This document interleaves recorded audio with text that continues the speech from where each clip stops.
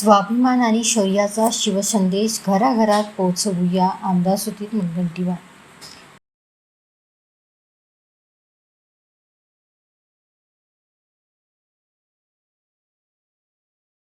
शिवरायांचा विचार हा केवळ इतिहासापुरता मर्यादित नसून समाजाला स्वाभिमान, धैर्य आणि लोककल्याणाची दिशा देणारा आहे.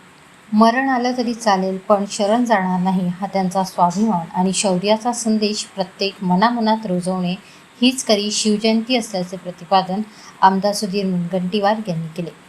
चंद्रपूर येथील छत्रपती शिवाजी महाराज चौकात आयोजित शिवजयंती अभिवादन कार्यक्रमात ते बोलत होते. यावेळी चौक भगव्या पताकांनी सजला होता.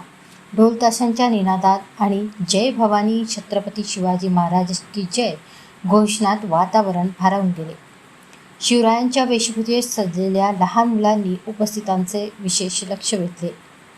सकाळपासूनच नागरिकांनी मोठ्या संख्येने उपस्थित राहून शिवरायांना अभिवादन केले.